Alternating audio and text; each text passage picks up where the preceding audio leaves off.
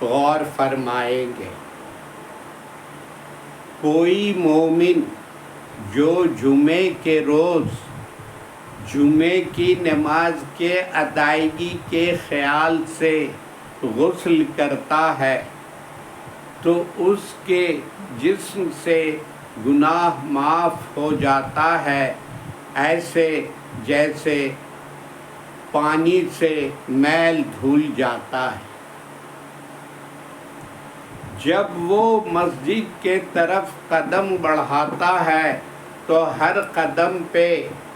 20 نیکیاں اس کو اعمال نامے میں لکھ دی جاتی ہے، اور جب وہ مسجد میں داخل ہوتا ہے،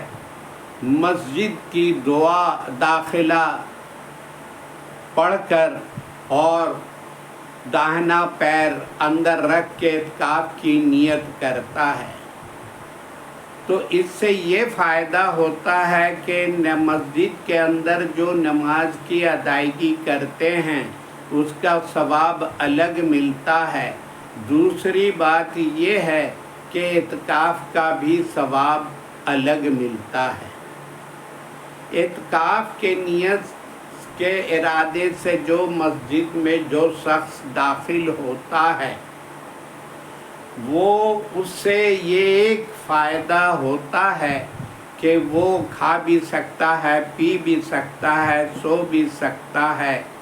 اور دنیاوی جائز گفتگو بھی کر سکتا ہے۔ اس کے بعد مسجد میں وہ نماز ادائیگی کے لیے حاضر ہوتے ہیں، پیش امام حضرت تقریر فرماتے ہیں، تقریر کو غور سے سنتے ہیں اور اس پہ وہ عمل ان کو کرنا چاہیے۔ دو زانوں بیٹھے جو آپ کو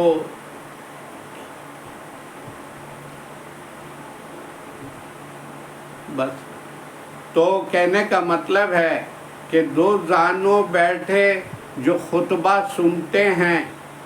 پہلے خطبے میں پیٹ پہ ناف کے اوپر ہاتھ باندھ لیتے ہیں اور دوسرے خطبے میں زانوں پہ پیر رکھ لیتے ہیں۔ اس سے مراد یہ ہے کہ 2 رکعت نماز کی ثواب کا سارا مقتدی حقدار ہو جاتا ہے۔ جو پہلے ساتھ میں مسجد میں داخل ہوتا ہے تو اسے 1 اونٹ کی قربانی کا ثواب ملتا ہے، دوسرے ساتھ میں جو حاضر ہوتا ہے اسے بکرے کا ثواب ملتا ہے، اور تیسرے ساتھ میں جو حاضر ہوتے ہیں مسجد کے اندر مرغی خیرات کرنے کا ثواب ملتا ہے، اور چوتھے ساتھ میں ان کو 1 انڈا خیرات کرنے کا ثواب ملتا ہے۔ اس کے بعد جب وہ نماز کی ادائیگی کر لیتے ہیں تو 2000 نیکیاں ان کے اعمال نامے میں لکھ دی جاتی ہے۔ اس لیے ہمارے کہنے کا مطلب ہے مومن حضرات، مسلمان جو ہیں، ان کو جمعے کے روز سارے کاموں کو تیاگ دینے کے بعد مسجد میں داخل ہوں، نیک ارادے سے عبادت کریں۔ اس روز